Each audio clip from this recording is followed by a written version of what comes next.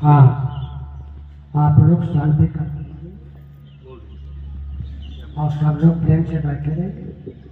परम पूज्य भैया जी के वचनों को, बड़ी वाणी को बहुत ध्यान से सुनो। धन्यवाद। गुरु प्यारी साथ संगत, बहुत शुभड़ी है। आज बहुत समय के बाद दोबारा से आपके गांव में, आपके क्षेत्र में सत्संग का आयोजन हो रहा है।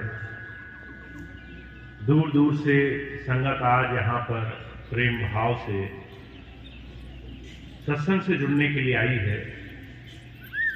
संतों को, महापुरुषों को अपने जीवन में सबसे ऊंचा स्थान देना, उनके जीवन से अपने जीवन में आध्यात्म समझना, ये संसार में बहुत चंद गिने चुने लोगों ने ही जीवन में पाया है।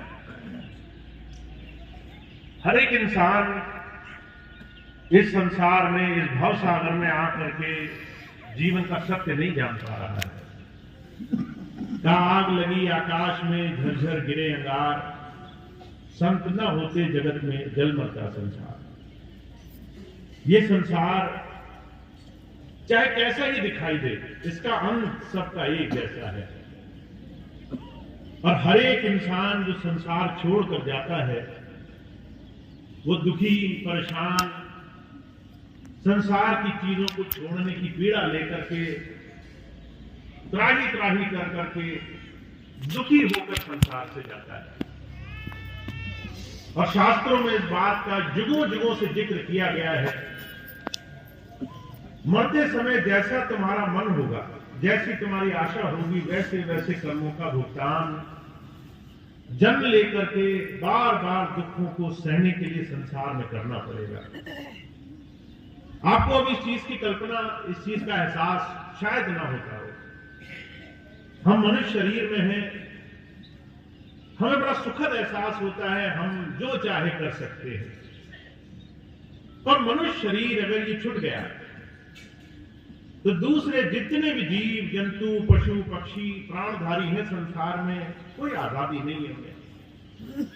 अगर आप पशुओं की योनि में चले गए, कैसे वो दूसरों के नियंत्रण में, कैसे वो बंधे हुए संसार में दुख उठाते हैं, आप चारों तरफ ये देखकर कल्पना कर सकते हैं। मैं कई बार देखता हूं, बहुत से जब पशु पक्षी, जब छोटे छोटे जानवर अगर सत्संग के ही मैदान में, उसी प्रांगण में आ जाएं, तो लोग कैसे दुत्कार कर भगा देते हैं। कई बार कुत्ता आ जाता है सामने, तो लोग उसको वहीं डांट कर, वहीं उसको डरा कर उसे दूर भगा देना चाहते हैं। कोई पशु आ जाए, गाय, भैंस, बकरी आ जाए, कैसे हम दूर भगाते हैं, कैसे बांध कर रखते हैं। महाराज जी कहा करते थे, अगर कल्पना की जाए कि मनुष्य शरीर के अलावा संसार में अगर कर्म भोग के लिए दोबारा जन्म लेना पड़ा, संसार में फिर से आकर के तरह तरह के जीवनों में अगर कष्ट उठाना पड़ा, वो कितना पीड़ादायक हो सकता है।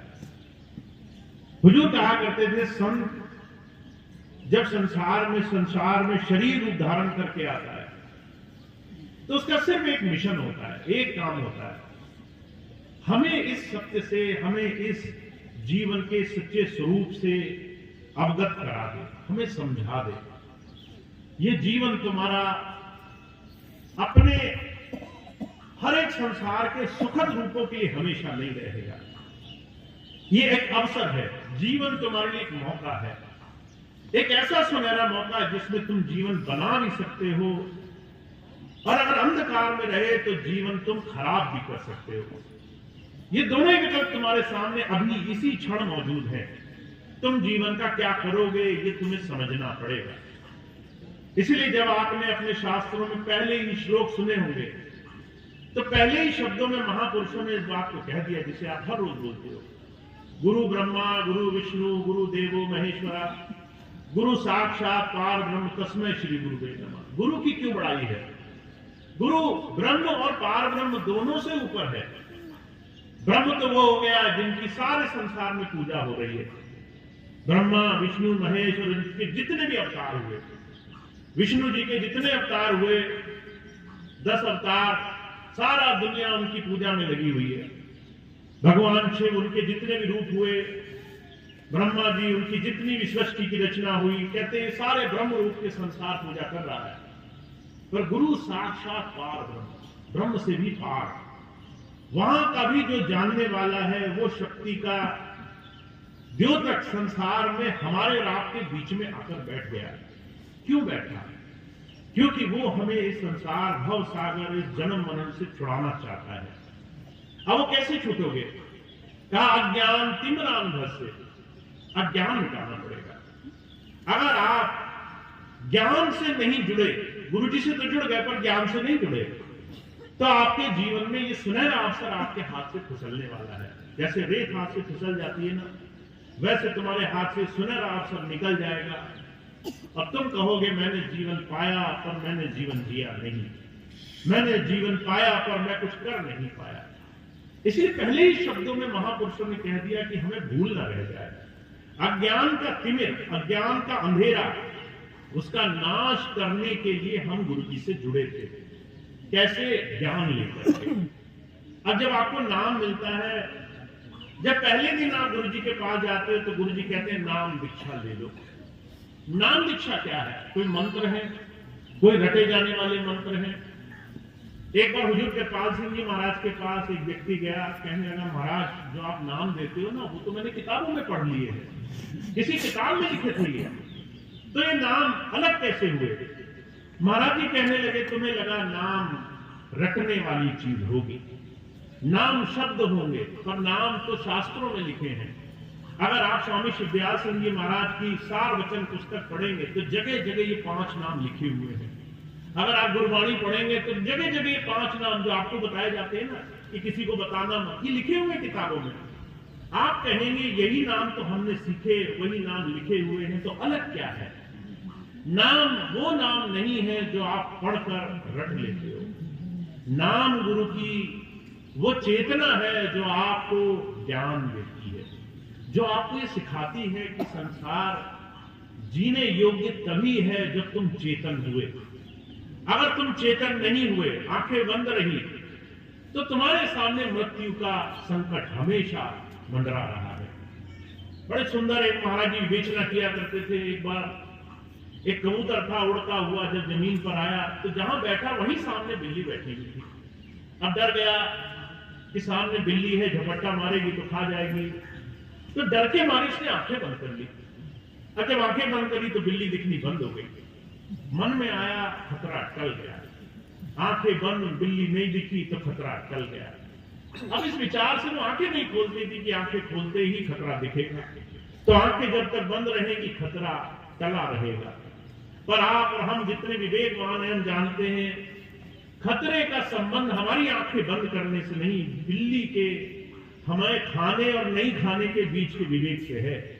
हमारी आंखें बंद रहे तो भी बिल्ली ने झपट्टा मार दिया तो भी खतरा पूरा हो जाएगा, तो भी खतरा हमारे ऊपर काबिज हो जाएगा। वो जब तक मेहरबान है तब तक हम बचे हुए हैं। मृत्यु भी उसी तरीके से संसार में हमारे और आपके बीच में ईश्वर से जोड़ने के सुनहरे अवसर का एक छोटा सा अवसर हमें मिला हुआ है। जब तक वो नहीं आई तब तक तुम कुछ कर सकते हो, जब वो आ गई, जब मृत्यु ने तुम्हें घेर लिया तब तुम्हारे पास कुछ नहीं बचेगा, तब तुम बाहरी ज्ञान का कुछ नहीं कर पाओगे। कभी आपने देखा है बहुत से लोग बाहरी कर्मकांड, तंत्र मंत्र, साधन, पूजा पाठ, भूत बभूत, ताबीज बंधवाना, ऐसी क्रियाओं में लगे रहते हैं। कोई ना कोई ने समझा देता है यही सारे साधन हैं ईश्वर भक्ति के। और आप अभी भी अपने अंदर अगर झांक कर देखेंगे अपने समाजों में कोई ना कोई चीज हमारे अंदर लगी हुई है। अभी कल ही मैं एक भाई से मिला, बहुत दुखी थे, कहने लगे स्वामी जी से हमने इतने साल हो गए नाम लिए हुए, शांति नहीं मिल रही। तो एक पीछे से भाई आया उसकी शिकायत करने के लिए, कहने लगा भैया जी अभी इसने पूजा नहीं छोड़ी है। एक तरफ कहता है गुरुजी, दूसरी तरफ भगवान को भी उतने ही जोर से याद करता है, कहता है कि मुझे ये देवी, वो देवता, ये तरीके, वो तरीके करने हैं। आप उसके मन की दुविधा देखिए, आप दूर से खड़े होकर समझने की कोशिश कीजिए। हम कहते हैं हम ईश्वर की साधना आराधना में लगे हैं, पर हम इतनी दुविधा में हैं कि ईश्वर कौन है हमें यही नहीं पता है। एक तरफ कह रहे भगवान राम की भी पूजा कर लो, फिर मन में आया अगर देवी जी छूट गई तो क्या होगा, हमें हो सकता है नुकसान हो जाए, तो भगवान के पास देवी जी भी बिठा दी, 1 से 2 कर दिए, देवी जी के साथ हनुमान जी को भी बिठा दिए, 2 से 3 कर दिए। तुम अपने मन की दुविधा देखो, तुम कहते हो मुझे ईश्वर चाहिए, पर तुम्हारे ईश्वर भिन्न भिन्न होते चले जा रहे हैं, तुम्हारे भगवान बढ़ते चले जा रहे हैं। तुम एक ही मंदिर में 4, 5, 6, 10 भगवान बिठा लेते हो, तुम्हें डर लगता है एक से पूजा दूसरा नाराज हो गया तो क्या होगा मेरा। तुम सब में लगे हुए हो, तुम एकाकी एक ईश्वर को अभी मान ही नहीं पा रहे, तुम एक ईश्वर को अभी स्वीकार नहीं कर पा रहे। जब संत आता है वो तुम्हारा ये भय निकालना चाहता है। ईश्वर अनेक नहीं होते, भगवान के स्वरूप अकेले हमने अपने अपने भाव से अलग अलग बनाए, अपने मन से उसे अलग अलग बांट दिया, पर ईश्वर एक ही होता है। राम कृष्ण से अलग नहीं होता, कृष्ण देवी देवताओं से अलग नहीं होते, देवी देवता हनुमान जी से अलग नहीं होते, वो शंकर जी से अलग नहीं होते। अगर हम अपने आंखों से देखें हमें अलग अलग दिखाई दे रहे हैं, जब तुम संत की दृष्टि से देखोगे तुम सबके अंदर एक ईश्वर से जुड़ने की, उस चेतना से जुड़ने का तुम्हारा रास्ता खुलेगा। पर इसके लिए तुम्हें अपने जीवन में जब गुरु ये अवसर दे दे जीवन का, तो उस अवसर का लाभ उठाना बहुत जरूरी होता है। और उस लाभ को आप कैसे उठा सकते हो? सिर्फ और सिर्फ एक तरीका है, जीवन को संसार में तरह तरह के कष्टों से छुड़ाने का एक तरीका है कि तुम जीते जी चेतना से जुड़ सको, अंदर चेतन धारा से जुड़ सको। इसलिए स्वामी जी महाराज ने कहा है जिस मरने से जग डरे मेरे मन मानन, कब मरूं कब पाऊं पूर्ण परमानंद। गुरबाणी में बात कही गई है कि जो है हमारे जीवन में मृत्यु से पहले अगर हमने ये जान लिया कि चेतना क्या है तो हमारे भय मिट जाएंगे। महाराज जी एक बड़ी सुंदर बात कहा करते थे मृत्यु का एक बड़ा जीवंत अनुभव आपको अपने ध्यान की क्रिया में होता है। जब आप ध्यान करते हो तो आप मृत्यु क्या है उसको समझने की शक्ति हासिल कर सकते हो। अभी कुछ दिन पहले मुझे एक बच्चे ने पूछा, भैया जी ध्यान तो बहुत मुश्किल होता होगा, क्योंकि बहुत से लोग कहते हैं हम ध्यान में लगे हैं पर कोई भी ध्यान नहीं कर पा रहा है, कोई ना कोई किसी न किसी कारण से ध्यान छोड़ रहा है। कोई बैठा उसके शरीर में दर्द हो गया तो ध्यान छोड़ दिया, कोई बैठा मन नहीं कर रहा है तो ध्यान छोड़ दिया, कोई ध्यान पर बैठा उसका मन नहीं मान रहा है, मन उलझन में है, तरह तरह की बातें याद आ रही तो ध्यान छोड़ दिया। ध्यान बड़ा मुश्किल होगा। मैंने उस बच्चे को जो कहा वो बात मैं आपको आज थोड़ा सा साधारण रूप में स्पष्ट करना चाहता हूं। मैंने उससे कहा ध्यान का एक छोटा सा रूप तुम हर रोज करते हो, नींद के रूप में। जब आप सोते हो हर रोज तो आप क्या करते हो, जरा कल्पना करके देखो। आपने आंखें बंद की और बाहर की सारी चीजों से आपका ध्यान हट गया। जितनी देर आप सोए उतनी देर आपको कुछ नहीं पता बाहर क्या हो रहा है, आपका ध्यान हर एक चीज से हट गया। ना आपको अब समय का एहसास है, सुबह है दोपहर है शाम है, कुछ नहीं पता। ना आपको ठंडी गर्मी का एहसास है, सर्दी है गर्मी कुछ नहीं पता, आप बेहोशी में पहुंच गए। आपको ये भी नहीं पता कोई आया या नहीं आया, आपको ये भी नहीं पता आप किस करवट लेटे, कुछ नहीं पता। जितनी देर नींद रही उतनी देर आप बाहर से कटे रहे, उतनी देर बाहर का कुछ नहीं पता आपको। महाराज जी कहा करते थे तुम इसको गहराई में सोच कर देखो, जानने की कोशिश करो हुआ क्या। तुमने आंखें बंद करी, तुम मृत्यु को नहीं प्राप्त हुए, तुम मरे नहीं, तुम जीवित हो पर तुम कट गए संसार से उतनी देर। क्या हुआ, कहां चले गए तुम अपनी चेतना से शरीर से अलग हुए, दो चीजें अलग हुई। शरीर वहीं रह गया, तुम्हारी ख्याल आत्मा सूरत तुम्हारी खिंची और हृदय चक्र तक आई, वो सिमटी। और सिमटने का एहसास ये है कि तुम्हें किसी चीज की कोई भी उस सोते की क्रिया में एहसास नहीं रहा। न तुम्हें पैर मालूम पड़े, न हाथ मालूम पड़े, न सर, न शरीर, न सर्दी, न गर्मी, न सुख, न दुख, कुछ नहीं मालूम पड़ा। उतनी देर तुम खोए रहे। हुजूर कहा करते थे तुम थोड़ा थोड़ा रोज ध्यान करते हो पर तुम्हें अभी उससे चेतना से जोड़ना नहीं आया है। और जब तुम ध्यान करते हो तो दो और चीजें मैं पूछता हूं। जब आप रोज थोड़ी देर सोते हो तो मुझे ये बताओ सोते वक्त क्या मेहनत लगती है, क्या बहुत जोर लगाना पड़ता है? तो आप कहेंगे भैया जी बड़ा आराम का काम होता है, सबसे तसल्ली का काम सोने का होता है। सोते हैं तो बड़ा आनंद आता है, जब सोते हैं तो क्या आप थक जाते हो? नहीं। तो लोग कहते हैं जब हम सोते हैं तो फिर से पहले की तरह तरोताजा हो जाते हैं। अगर आज मेहनत करी और सो गए थोड़ी देर, तो उतनी मेहनत दोबारा करा लो हमसे। ये कैसे किया तुमने? तुम्हारी चेतना, तुम्हारा ध्यान हटा दुनिया के कामों से और शरीर फिर से उतनी ही ताकत लेकर बैठ गया। फिर से तुम तैयार हो गए संसार के तरह तरह के संघर्ष को झेलने के लिए। फिर से हिम्मत आ गई। मैं पूछता हूं, जब आप सोने गए तो सोते वक्त कितनी देर में नींद आई? तो आप कहते हैं भैया जी कई बार तो 2 सेकंड में नींद आ जाती है। आंखें बंद की और बाहर से ध्यान हट गया। कितना आसान है ध्यान लगाना। अगर तुम चाहो इतनी ही क्षण में तुम्हारा ध्यान दुनिया से हटेगा और अंदर जुड़ेगा। इतना ही शरीर की ताकत, स्फूर्ति, इतनी ही शक्ति तुम्हें ध्यान से मिलेगी। इतनी ही जल्दी तुम अपने अंदर सबसे उत्तम, सबसे ऊंची अवस्था तक पहुंचने वाले बनोगे। इसलिए स्वामी जी कई बार एक बात कहा करते थे, जब स्वामी जी से कोई पूछता है कि महाराज जी आप रात को काम करने के बाद जब ध्यान पे बैठते हो तो सोते कब हो? आपको आराम कैसे मिलता है? स्वामी जी कहा करते थे, ध्यान करने में शरीर को उतना आराम मिल जाता है जितना सोते वक्त भी इंसान को नहीं मिलता। आप सोते हो, कई बार थके हुए उठते हो, और ध्यान अगर आपको करना आ गया तो आपको सारी थकान उस ध्यान की क्रिया में ही मिट जाती है। आपको सोने से ज्यादा स्फूर्ति, शक्ति मिल जाती है। तो महाराज जी कहा करते थे, ध्यान जिसको हम कठिन मानकर बैठे दुनिया की सबसे उत्तम अवस्थाओं में से है, सबसे ऊंची अवस्थाओं में से है। तुम्हें अगर ध्यान करना आ गया, ध्यान करने में तुम्हें अगर बाहर से हटना आ गया, तो तुम अपने जीवन में सबसे ऊंची क्रिया से जुड़ जाओगे। अब ध्यान से जुड़ने के लिए तुम्हें एक चीज का बड़ा धैर्य रखना पड़ेगा। अभी कुछ दिन पहले मेरे पास लगभग हर रोज बहुत से बच्चे आते हैं, बहुत सी माताएं बहनें आती हैं, कहती भैया जी ध्यान कैसे करें? ध्यान करते मन नहीं करने देता, मन ध्यान पर बैठने नहीं देता। तो मैंने पूछा मन क्या करता है? कहने लगे मन तरह तरह की चीजों की याद दिलाता है। तो मैंने कहा ये अच्छा हुआ या बुरा हुआ, ये बताओ। वो कहने लगे ये तो गलत हुआ। जब हम ध्यान पर बैठे तो मन को इतनी बातें याद नहीं दिलानी चाहिए, मन को इतने तरह तरह के ख्याल नहीं होने चाहिए, मन स्थिर होना चाहिए, मन हमारे वश में आ जाए। तो मैंने कहा जिसे तुम मन को वश में करना कहते हो, ये मन उसी स्थिति का तुम्हें पूर्वाभास करा रहा है। जब आप ध्यान पर बैठते हो, मन आपको वो दिखाता है जहां आप फंसे हो, जहां आप उलझे हुए हो, जिन चीजों में आप जकड़े हुए हो, जिन जंजीरों में आप फंसे हुए हो। कभी आप ध्यान पर बैठकर देखना, जैसे यहाँ पर आंखें बंद करके बैठोगे, तुम्हें वो याद आएगा जो तुम्हारी सबसे बड़ी भय, पीड़ा, सबसे ज्यादा संसार की चिंताओं के कारण है। अगर आपने इधर का घर की बात आएगी, बच्चों की बात याद आएगी। कई बार तो लोग भविष्य में क्या होगा, कल क्या होगा, इस बात की चिंताएं ले लेकर के ध्यान में बैठे रहते हैं। हजारों ऐसी चीजें याद आती हैं जो आपके मन में अभी घर करके बैठी हैं। इसीलिए जितने भी महापुरुष आए हैं, उन्होंने बहुत स्पष्ट रूप में इस बात को समझाने की कोशिश की है।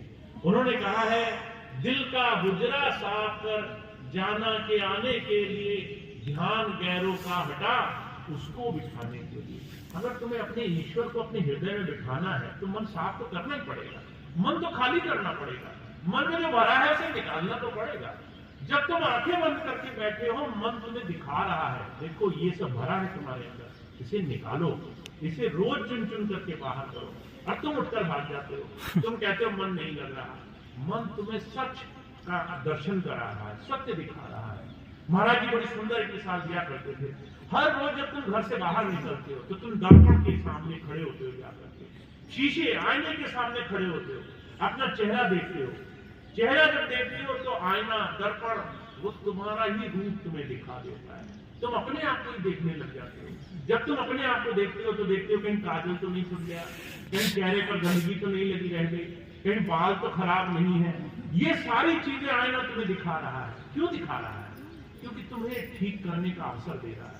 तुम बाहर ऐसे ही ना निकल जाना, उसे ठीक करके जाना, उसे साफ करके जाना।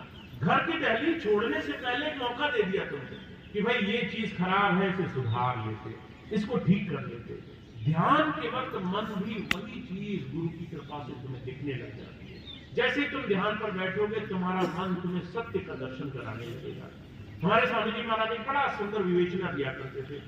अगर आपके घर में गंदे कपड़े हो और आपको लगे कि कल जाना है, मेरे पास कपड़े नहीं बचे, मैं फट से कपड़ा धो लेता हूं। जब आप कपड़ा धोने के लिए साबुन और पानी लेकर बैठेंगे, जब कपड़े पर साबुन लगाएंगे तो पहले कपड़े से गंदा पानी निकलेगा, उसमें से मैल निकलेगी। आपकी अपेक्षा यह रहे कि कपड़ा तो मैं धोऊं, पर इसमें से मैल नहीं निकलनी चाहिए, इसमें से गंदा पानी नहीं निकलना चाहिए। मैं कितने ही गंदे कपड़े पर साबुन लगाऊं, पानी सफेद ही निकलना चाहिए। तो ये अपेक्षा कितनी सही है, आप कल्पना करके देखिए। ये अपेक्षा जितने लोग करते हैं उतने लोग कपड़ा तो नहीं धो पाते, उतने लोग कपड़े को साफ तो नहीं कर पाते, गंदे कपड़े में से मैल ही निकलेगी। पर अगर तुम भागे नहीं, अगर तुम उठकर नहीं चले गए, अगर तुम उस कपड़े को धोते रहे, अगर तुमने 2, 4, 5 बार उस पर पानी फेरा, अगर तुमने 5-6 बार उसे धोया, तो वो कपड़ा मैल छोड़ना बंद कर देता है, उसके अंदर की मैल जाने बंद हो जाती है। इसलिए कबीर साहब एक बात कहा करते थे, मन जात है तो जान दे, दृढ़ कर राख शरीर, उतरी हुई कमान से कबो न चले। अगर तुम्हें तीर चलाना है तो कमान मजबूत कसी होनी चाहिए, तभी तीर चलेगा। ये शरीर सत्संगियों के लिए कमान है मन को साधने का। जब तुम ध्यान करने बैठो और मन तुम्हें तरह तरह की चीजें याद दिलाए तो भागना मत, उठकर इधर उधर मत जाने लगना, बैठे रहना, शांति से देखते रहना मन क्या दिखा रहा है। उन सारी चीजों का तुम्हारे ऊपर छाया पड़ी रहे।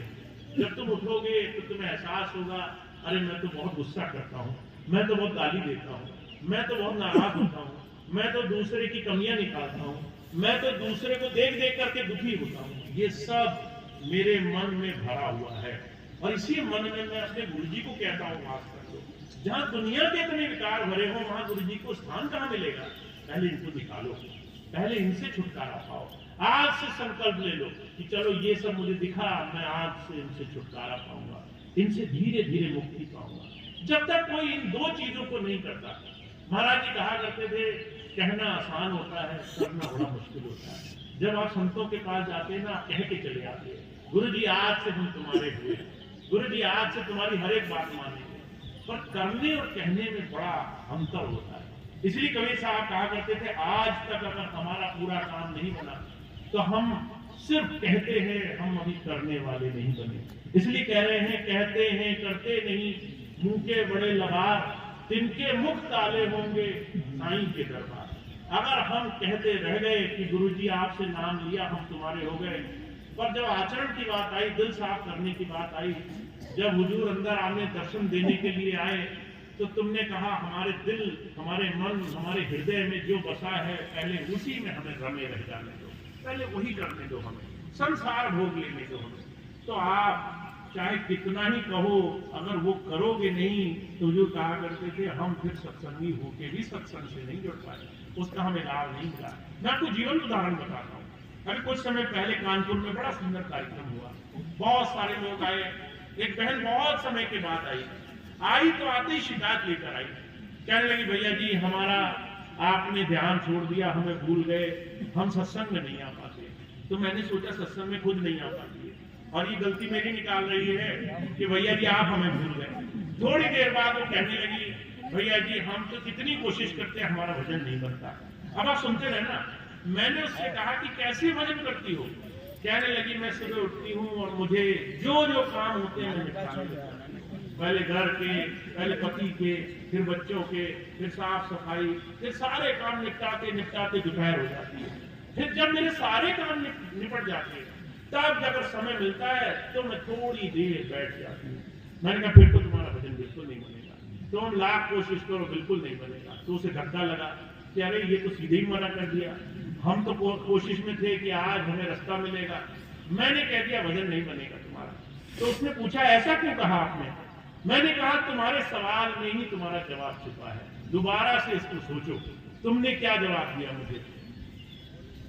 तो उन्होंने जवाब दिया कि मैंने पहले दुनिया के सारे काम किए, फिर मैंने मालिक को याद किया। पहले दुनिया फिर प्रभु। अगर फुर्सत मिलेगी तो कर लेंगे, अगर समय मिलेगा तो ईश्वर को याद कर लेंगे। पहले दुनिया है, अगर हमारे मन में पहले दुनिया है तो हुजूर कहा करते थे, ईश्वर के लिए हम पहले कैसे हो जाएंगे, वो हमें पहले कैसे याद कर लेगा। हम हाथ जोड़कर जाते, हे प्रभु मैं दुख में हूँ, वो प्रभु कहेगा पहले दुनिया भोग लो, पहले दुनिया भोग लो, उसके बाद मेरे पास आना। पहले जिसकी तुमने याद करी उसको याद कर लो। महाभारत का ये उदाहरण हमारे जीवन का उदाहरण बन जाता है। जब द्रौपदी ने सबको याद किया, माता पिता पति बड़े बड़े बुजुर्गों को, तो जो है कोई उठकर नहीं आया उसकी मदद करने के लिए। आखिरी में जब उसे लगा कोई मेरा साथ नहीं दे रहा है, तब जाकर के उसने कृष्ण को याद किया था। हे कृष्ण, हे सखा, तुम मेरी याद रखो। महाराज जी कहा करते थे, हम पहले दुनिया को याद करते हैं, फिर उस मालिक को याद करते हैं। पहले भरोसा दुनिया का रखते हैं। ये दुनिया के भरोसे हमें संसार में डूबते हैं, ये दुनिया के भरोसे हमें संसार में दुख में डालकर बैठते हैं। तो जो कहा करते थे, जब गुरु आता है तुम्हें समझाना चाह रहा है, जिनके भरोसे तुम सारी जिंदगी गुजार बैठे, सारा जीवन गुजार बैठे, तुम लगे रहे कि ये मेरा ध्यान रखेगा, वो मेरा ध्यान रखेगा, वही आखिरी क्षण तुम्हें कहते हैं कि तुम्हारा हमारा कुछ लेना देना नहीं, तुम्हारा हमारा संबंध बस यहीं तक था। तो जब संत आते हैं वो हमारे जीवन में हमें ये एहसास दिलाने आते हैं, तुम्हारे पास सुनहरा अवसर है, ये मौका जो तुम्हारे पास आज है ना, ये तुम आज ही उस मालिक को दे सकते हो। अभी कुछ दिन पहले मुझे एक भाई मिले, कहने लगे भैया जी आप क्या ये सत्संग सुनाते रहते हैं, बुढ़ापे की चीज है ये, तो बुढ़ापे में होना चाहिए। मैंने कहा अगर तुम ये कहते हो कि बुढ़ापे में मैं उस मालिक को याद करूंगा, मुझे बताओ जब तुम मंदिर जाते हो तो सबसे सड़ा गला फल लेकर जाते हो क्या ईश्वर के लिए, कि जो सबसे खराब फल होगा वो मैं लेकर जाऊंगा। जब ये बात कही तो कहने लगा नहीं, तब तो हम सबसे अच्छा फल खरीद कर ले जाते हैं। तो मैंने कहा ये जो शरीर है ये क्या सड़ा गला दोगे ईश्वर को? ये तब दोगे जब इसमें कुछ करने की क्षमता नहीं रहेगी, जब चल नहीं पाएगा, जब ये फिर नहीं पाएगा, जब कुछ कर नहीं पाएगा, तब चढ़ाओगे ईश्वर को। अगर तब तुम सोचते हो तुम्हारा ये शरीर किसी योग्य रहेगा, तुम्हारी बड़ी भारी भूल है। न तुम चल पाओगे, न तुम याद कर पाओगे, न तुम उसके ध्यान में लग पाओगे। तुम्हारे जीवन में कुछ भी ऐसा नहीं होगा जो तुम अपने जीवन में सबसे ऊंचा मानते हो। जीवन तब सार्थक होता है तुम अपने जीवन को हर रोज हर क्षण अपने ईश्वर का, अपने उस प्रभु का शुक्राना अदा करके गुजारते हैं। अभी कुछ दिन पहले मुझे एक बच्चा मिला, कहने लगा, उसके पिताजी साथ आए, कहने लगे भैया जी ये सत्संग में नहीं आता है। बचपन में नाम लिया था इसने, न सत्संग में आवे न भजन पे बैठे। तो वो बच्चा मेरे पास आया, मैंने उससे कहा कोई बात नहीं, तू नहीं करता है कोई बात नहीं, पर एक काम जरूर किया था, रोज सुबह उठ करके पहले उस ईश्वर का शुक्राना अदा किया था, मालिक का धन्यवाद दिया था। तो वो बच्चा था 16-17 साल का। अब बच्चे कैसे होते हैं आप जानते ही हैं, उन्होंने जो है सिर्फ ये देखना है कि मुझे आज क्या मिला, आज कुछ नहीं मिला तो भगवान ने कुछ नहीं दिया, कल मिला था वो तो हम भूल भाग गए। अब जो है वो कहने लगा मैं किस बात का शुक्राना अदा करूं, मुझे तो कुछ मिला नहीं, मेरे तो काम ही नहीं बनते हैं, मेरा तो कुछ जो मैं चाहता हूँ होता ही नहीं, मेरे तो सारे काम बिगड़ जाते हैं। तो मैंने उसे जो बात कही मैं आपको बताता हूँ। मैंने उससे कहा तू 16-17 साल का है, तेरा इस घर में अपने परिवार में कोई योगदान नहीं, तू घर से बाहर जाता है, जब वापस आता है तुझे पकी पकाई रोटी मिलती है, सोने को बिस्तरा मिलता है, तेरे कपड़े धुले मिलते हैं, तेरे सुख साधन के सामान बिखरे रहते हैं। जब तू घर में एक पैसे का योगदान नहीं देता, न कमा के देता, न घर के काम में हाथ बटाता, न किसी के सुख दुख में काम आता, उसके बाद भी देख ईश्वर ने सारी व्यवस्था तेरी की। माता पिता भाई तेरे जो है और छोटे छोटे कई ऐसे लोग जो तेरी हर वक्त संभाल करने के लिए तैयार है, तेरा कुछ योगदान नहीं है। न तू प्यार से बात करने को राजी है, न तू हाथ बटाने को राजी है, न 2 पैसे कमाने को राजी है, न तू घर के काम काज में हाथ बटाता है, फिर भी तुझे खाने पीने सुख सुविधा हर चीज तुझे फ्री में मिल रही है। तू बाहर जाकर देख, सरकारी अस्पताल में जा देख, वहां पर लोग अकेले पड़े रो रहे हैं, उनका इलाज करने वाला कोई नहीं, उनको खाने पीने पूछने वाला कोई नहीं, उनका सुख दुख पूछने वाला कोई नहीं। तो अकेले ऐसे लोगों को देख जो सड़क के किनारे पड़े रहते हैं, भोजन नहीं मिलता, फटे कमरों में कपड़ों में पागलपंती की स्थिति में रहते हैं। ऐसे लोगों को देख जो शरीर से अपंग हैं, शरीर के जो है हिस्से उनके काम नहीं करते। ऐसे लोगों को देख जो बीमारियों में फंसे हुए हैं, बीमारी से रो रहे हैं, इलाज करने का कोई साधन नहीं है, पक्का पता नहीं है कब चले जाएंगे। ऐसे तमाम लोगों में तेरा जीवन कितना सुंदर है, तू हष्ट है पुष्ट है, तू काम कर सकता है, तुझे जो है बिना मांगे देने वाले इतने लोग हैं, तो उस मालिक का शुक्राना नहीं अदा कर सकता। जिसने ये सब दिया वो एक क्षण में छीन ले, तू किसे शिकायत करेगा जा करके? तुझे आज रोग लग जाए तो किसे शिकायत करेगा जा करके? कौन तेरी मदद कर देगा? तो किसी को कुछ नहीं कह सकता है। इस संसार में कोई तेरी मदद नहीं कर सकता है। हुजूर कहा करते थे, जिस दिन हम ये समझ जाते हैं कि हमारे जीवन की एक एक सांस, एक एक क्षण, एक एक हमारे जीवन का पल उस ईश्वर का शुक्राना अदा करने के लिए बना है, हम उसकी मर्जी, उसकी दया के बगैर एक पत्ता नहीं हिला सकते। उस दिन हमारे जीवन में भक्ति पैदा होती है, तब हमारे जीवन में उस मालिक का शुक्राना पैदा होता है। संत तुम्हें बस इतना ही समझाना चाहते हैं, तुम्हारा जीवन बेशकीमती है, और बस तब तक जब तक समय है तुम्हारे पास, और समय बहुत ज्यादा नहीं है। अगर आप अपनी उम्र देखें और पलट कर देखें कि इतनी उम्र हो कैसे गई, मैं 40 साल का कितनी जल्दी हो गया, तो आप पीछे पलट कर देखेंगे तो सिर्फ 4-5 ही ऐसे क्षण याद आएंगे जो जीवन के आपने किए होंगे, और आपको लगेगा जीवन कब गुजर गया पता नहीं चला। 40 साल 50 साल कब गुजर गए पता नहीं चले। महाराज जी कहा करते थे, समय इतनी तेजी से चल रहा है, तुम उसकी गिनती नहीं कर पाओगे, तुम उसको सोच नहीं पाओगे, उसकी कल्पना नहीं कर पाओगे। ये समय तुम्हारे हाथ से जिस दिन निकल गया, कहा पौड़ी छुटके हाथ न आवे, पहले जन्म गंवाया। अगर ये एक मौका तुम्हारे हाथ से निकला पता नहीं कब आएगा, तुम बैठे रह जाओगे सोचकर संसार मेरा कुछ करेगा। तो महाराज जी सिर्फ एक बात कहते हैं, जीवन तब सार्थक है जब चेतना आई, जब हमें एहसास हुआ, जब हमें पता चला कि जीवन में हमने गुरु तो पा लिया, पर गुरु की बात पर चलना तो अभी बाकी रह गया, गुरु की बात पर जीना तो अभी बाकी रह गया, मन को गुरु की याद में लगाना तो अभी हमने शुरू ही नहीं किया।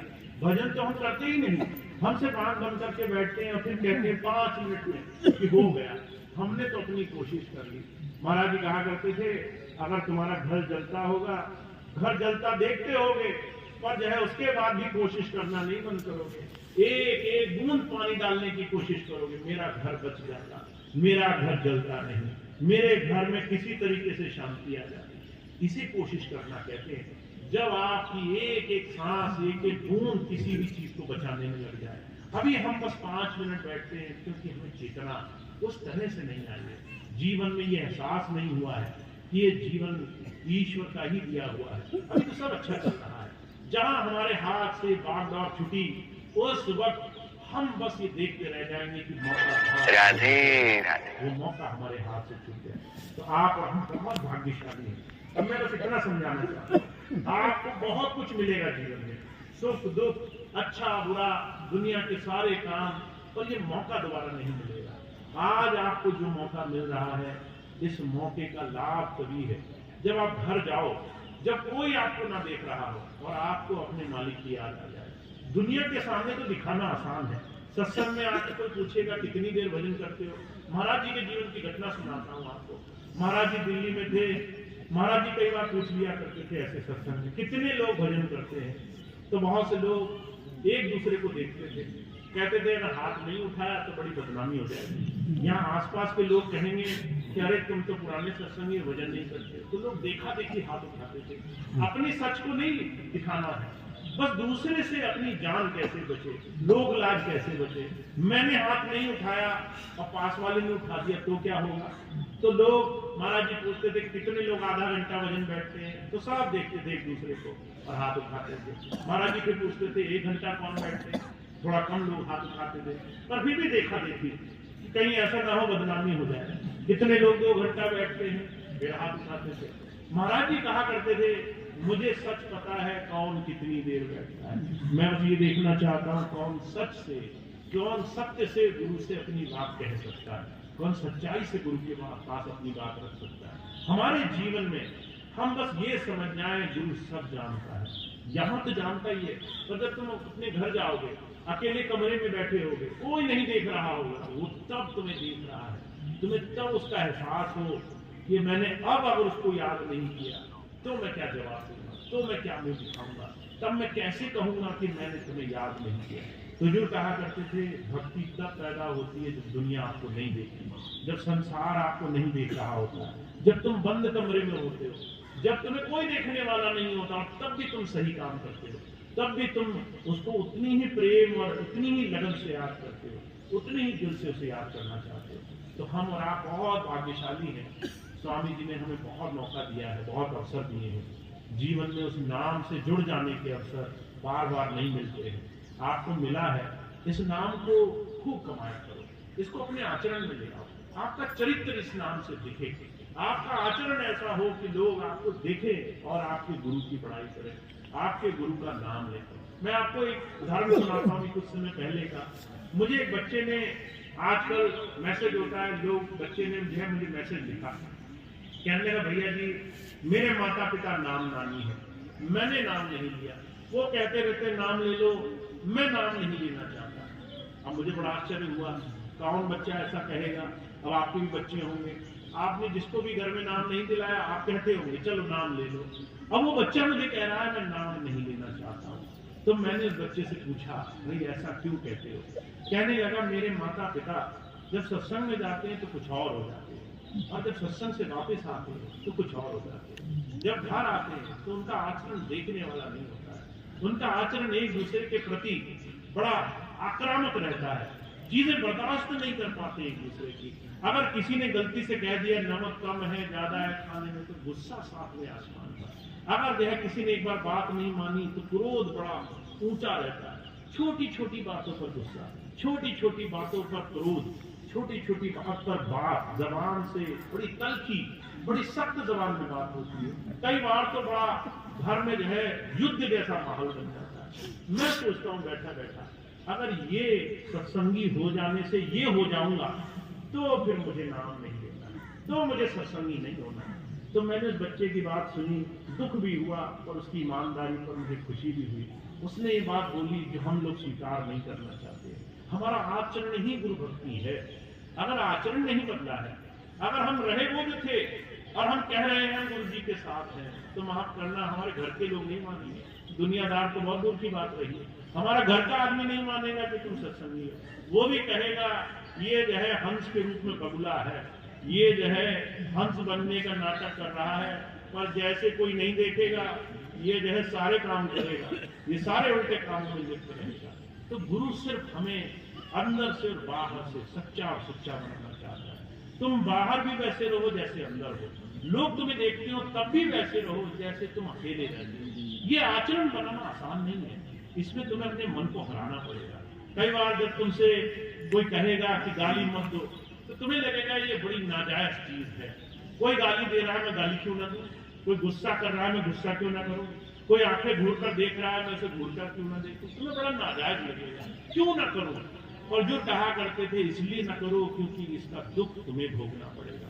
भगवान बुद्ध कहा करते थे क्रोध एक ऐसी चीज है जिसका दुख सिर्फ करने वाले को होता है। अगर किसी इंसान को तुम गुस्सा करके देखो तो सबसे ज्यादा जो जलेगा वो वही जलेगा जो गुस्सा कर रहा है। सुनने वाले के सामने तो विकल्प है, वो सुने ना सुने, वो उन बातों को माने ना माने।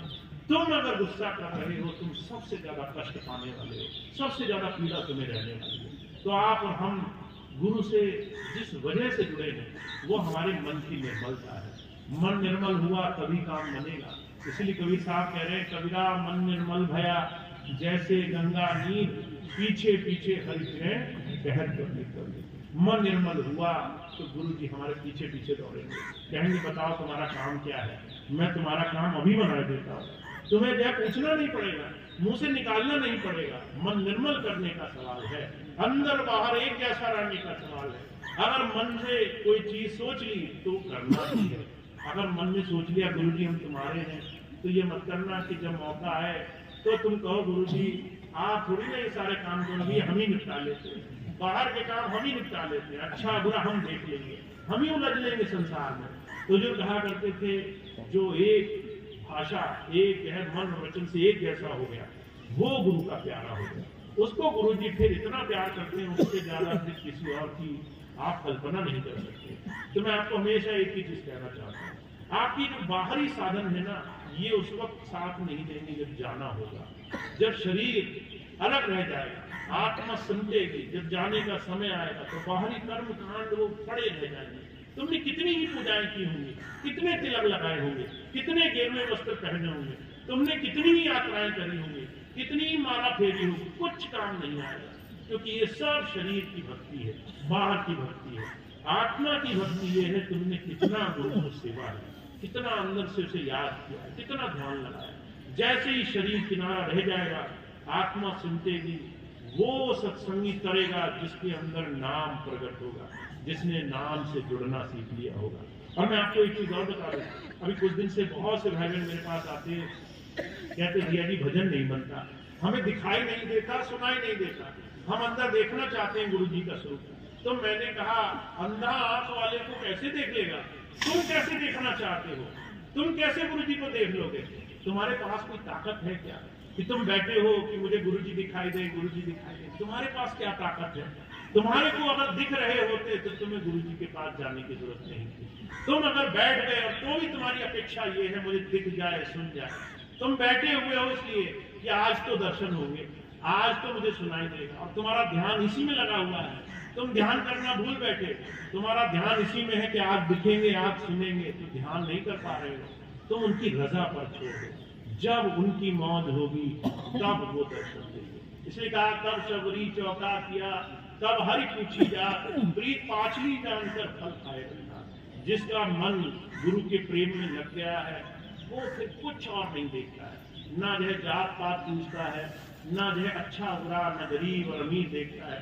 वो ये देखता है कि इसने प्रेम किया, इसके अंदर प्रभु प्रेम प्रकट होना चाहिए। तो आप और हम बस एक चीज समझ लें, हमारे जितनी भी मन की अपेक्षाएं हैं ना उनको किनारे छोड़ दो, राजी रहने लग जाओ, रजा में रहने लग जाओ, मालिक के भाड़े में रहने लग जाओ।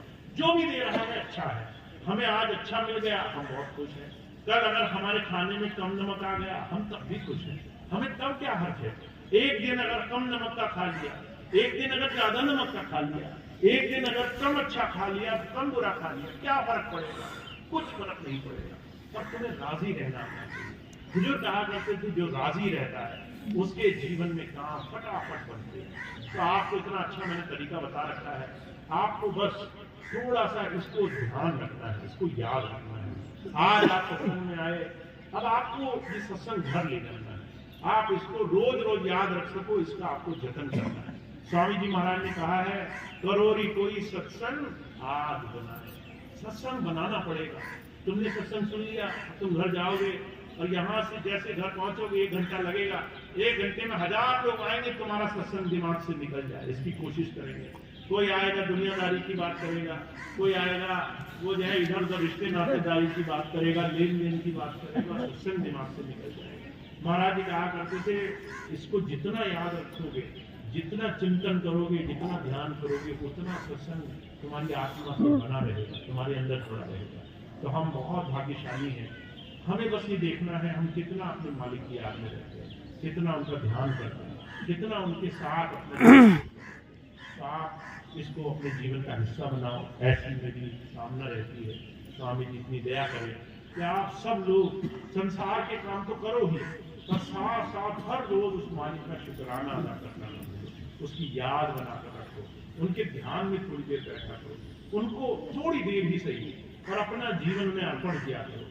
हे गुरु मैं राजी हूँ, जैसे तू रखे, मुझे उसमें कोई परेशानी नहीं है, मुझे बस तेरी कृपा मिलती रहे, मुझे बस इतना चाहिए। जब आप ऐसे हो जाओगे तो आपके सारे काम सहजता से करने लगेंगे। तो इतनी बात कहकर मैं अपनी बात समाप्त करता हूँ। बहुत बहुत धन्यवाद आपका, आज आपने समय दिया, सत्संग में आए।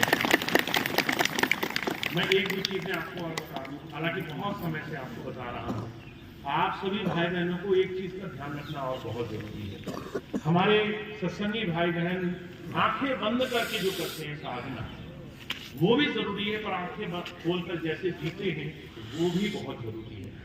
आपका शरीर स्वस्थ रहे, आपका बाहरी जीवन अच्छा रहे, इसका भी प्रयास आप ही को करना है। तो बहुत से लोग, बहुत सी भाई बहन मेरे पास जब आते हैं तो वो ये सोचते हैं कि शरीर स्वस्थ रखना वो हमारा काम नहीं है, ये तो डॉक्टर करेगा, हम कैसे रह रहे हैं इस पर हमारा कोई नियंत्रण नहीं रहना चाहिए।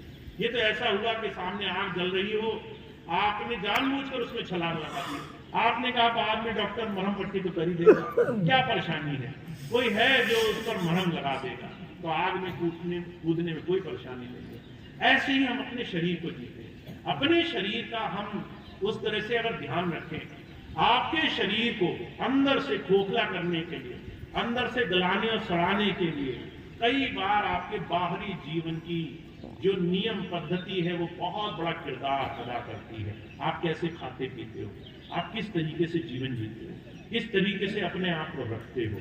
तो मैं हमेशा 2-3 चीजें कहता हूँ। अभी पिछले दिनों बहुत से सत्संगी भाई बहन जब सत्संग में आए तो मैंने देखा कि 80% लोग ऐसे जो शरीर की बीमारियों से परेशान है।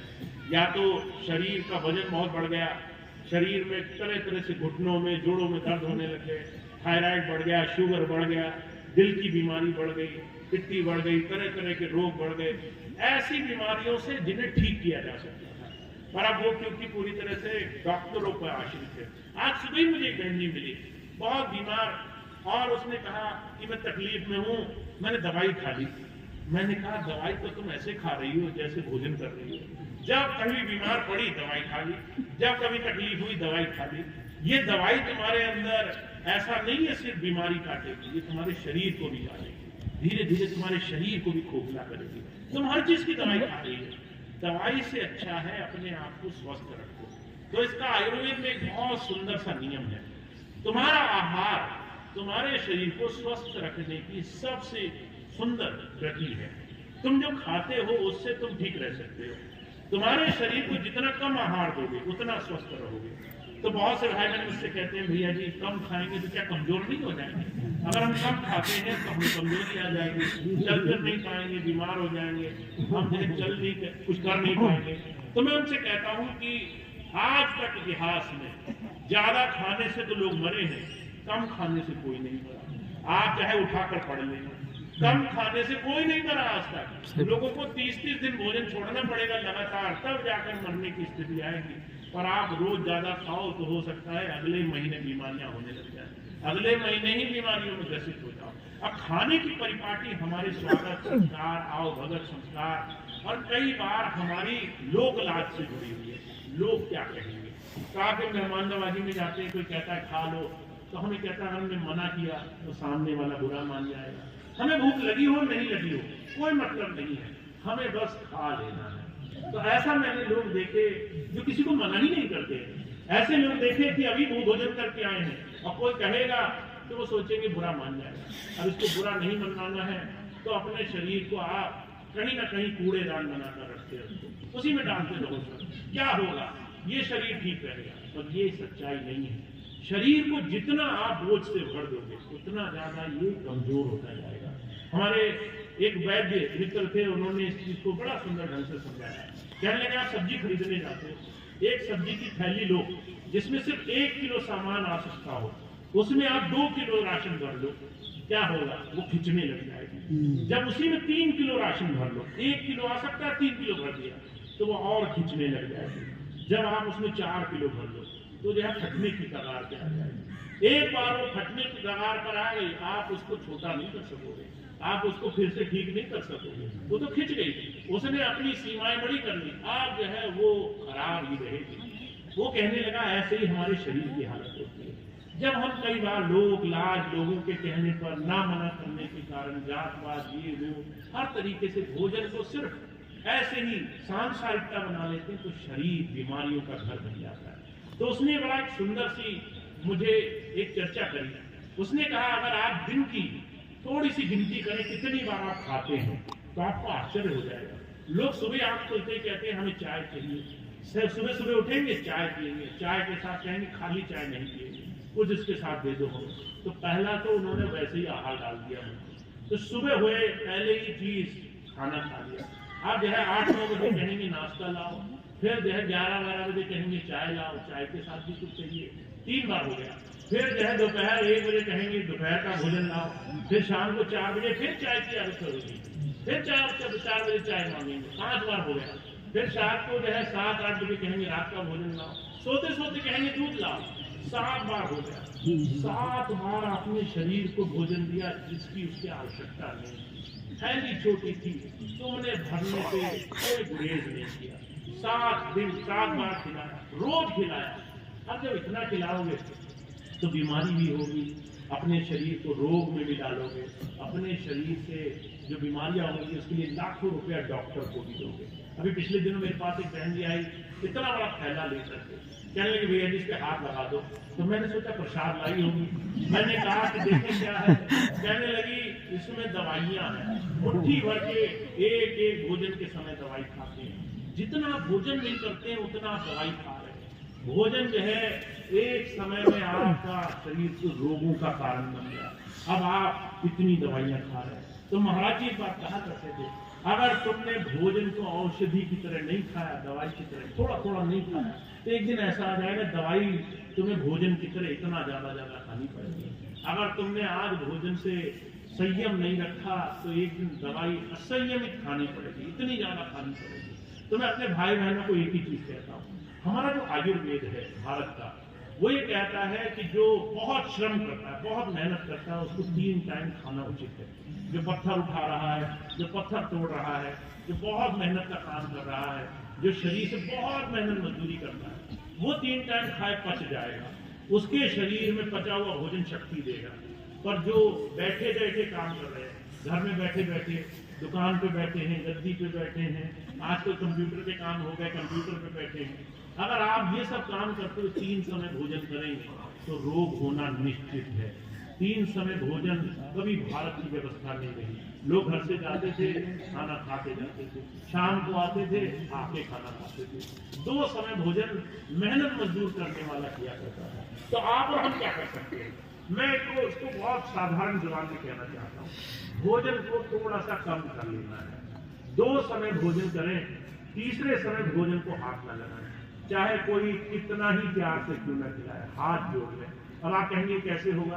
अभी पिछले दिनों मुझे एक भाई मिले, कहने लगे भैया जी शुगर की बीमारी हो गई है, बहुत ज्यादा शुगर रहता है, इतना शुगर रहता है, मीठा देख लेता हूँ तो शुगर बढ़ जाता है। तो मैंने कहा अगर तुम्हें अभी कोई लड्डू देखाने को तो क्या करोगे? कहने लगे भैया जी वो तो मृत्यु है मेरे लिए, मौत है, मैं छू नहीं सकता हूँ उसे।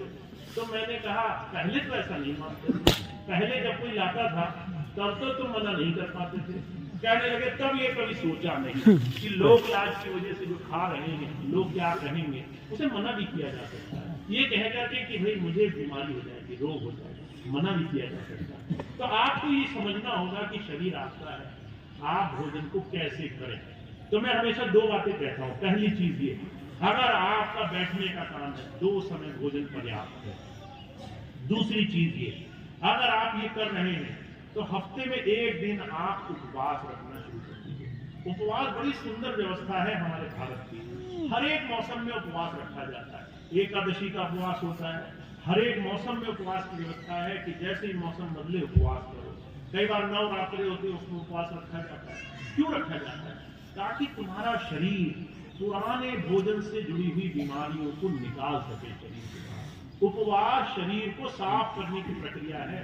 आप अपने घर को होली दिवाली में साफ करते हो, शरीर को आप कभी नहीं साफ करते। अगर आप उपवास रखो शरीर साफ हो जाएगा, अंदर से साफ हो जाएगा। तो उपवास में सिर्फ इतना करना है आपको, उस एक दिन जिस दिन उपवास रखो उस दिन एक दिन आपको भोजन छूना भी नहीं है, खाना भी नहीं है, सिर्फ पानी, गर्म पानी पीकर ही उस दिन गुजारा करना है। अरे पिछले दिनों में पंजाब गया तो आप जानते हैं पंजाब के लोग खाने पीने के कितने शौकीन होते हैं।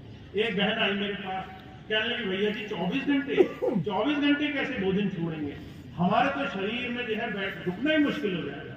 मैंने कहा 12 घंटे तो तुम अभी करते हो, अगर हिसाब लगाओ तो रात को 7 बजे तुमने भोजन किया और तुम अगले दिन अगली सुबह 7 बजे दोबारा से नाश्ता करोगे, 12 घंटे हो गए। 12 घंटे तुमने कुछ नहीं खाया है तो 12 घंटे तो कर लिए तुमने, तुम्हें बस 2-2 घंटे बढ़ाने हैं। सुबह का नाश्ता 8 बजे कर दो, रात को 6 बजे खाना छोड़ दो। 6 बजे छोड़ा, सुबह 8 बजे किया, 14 घंटे हो गए, 14 घंटे का उपवास कर लिया। अब तुम अगले दिन इसको थोड़ा सा और बढ़ा लो, 1 हफ्ते बाद वो 14 घंटे को धीरे से और बढ़ा लो, और ऐसे ऐसे तुम करने लग जाओगे। मैंने अभी एक भाई से मिला, वो 48 घंटे उपवास करने लगा मेरे कहने से, और धीरे धीरे उसकी सारी तरह तरह की बीमारियां ठीक होने लगी। उसका शुगर ठीक हो गया, उसका थायराइड ठीक हो गया, उसके शरीर की चर्बी धीरे धीरे करने लगे, उसको दर्द हुआ करता था शरीर में, वो ठीक होने लग गया बिना पैसे दिए। अगर आप डॉक्टर के पास जाकर हजारों लाखों रुपया खर्च करने को तैयार हो तो आप अपने शरीर को बिना पैसे भी स्वस्थ रखने के लिए तैयारी कर सकते हो। तो आपको बस इतना करना, उपवास का ध्यान रखना है। अगर आप करेंगे आपको लाभ होगा। उपवास से कैंसर तक की बीमारियों में लाभ होने की बहुत बड़ी बड़ी बातें आज के शोधकों ने खोज ली है। कैंसर तक की बीमारी ठीक हो जाती है अगर आप लंबे समय तक उपवास कर सकते हैं। देखिए जहां पैसा नहीं लगता हो और आप ठीक रह सकते हो, इस विधि को अपनाने में देर नहीं करनी चाहिए। दूसरी चीज मैं आपको बता देता हूं, उसको आप समझ लें। पहली चीज आप उपवास करें, दूसरी चीज 2-3 चीजों का परहेज करें। एक तो चीनी का परहेज करें। चीनी जितनी बाजार से आती है उस चीनी का विकल्प ढूंढ लें। आप गुड़, आप शक्कर, आप खांड, आप निवात, कई चीजें ऐसी हैं जिन चीजों को चीनी की जगह इस्तेमाल कर सकते हैं। घर से चीनी निकाल करके इन चीजों को आप ला सकते हैं और संतुलित मात्रा में इस्तेमाल कर सकते हैं। दूसरी चीज, सफेद नमक बहुत ज्यादा नहीं खाना है। सफेद नमक के साथ घर में सेंधा नमक जो आप व्रतों में खाते हो, चाहे वो अलग अलग तरह के नमक आते हैं, उसको भी घर के अपने खाने पीने में शामिल करो। अगर आप सिर्फ सफेद नमक खाते रहे तो उससे आपको तरह तरह की बीमारियों की गुंजाइश हो जाती है। और तीसरी चीज, रिफाइंड तेल। रिफाइंड तेल ऐसा है जिसको आप शरीर पर लगा नहीं सकते हो तो उसको खा भी नहीं सकते हो। हर एक वो तेल जो आप शरीर पर लगा सकते हो उसको खा सकते हो। घी को आप लगा सकते हैं क्या शरीर पर? लगा सकते हैं। सरसों का तेल लगा सकते हैं क्या? लगा सकते हैं। रिफाइंड लगा सकते हैं क्या? नहीं। तो जो शरीर पर लगा भी नहीं सकते वो शरीर को खिला भी नहीं सकते। सीधी सी पैमाइश है, इसको आप आराम से अपने जीवन में ले आए और मैं आपको कहता हूँ आधी से ज्यादा बीमारियां तो आपकी ऐसे ही ठीक हो जाएंगी। आप स्वस्थ रहोगे तभी गुरु जी की सेवा में लग पाओगे, तभी आप सेवाओं में अपना सहयोग दे पाओगे। तो इतनी बात कहकर मैं अपनी बात समाप्त करता हूँ। बहुत बहुत धन्यवाद आपका, आप इतनी दूर आए।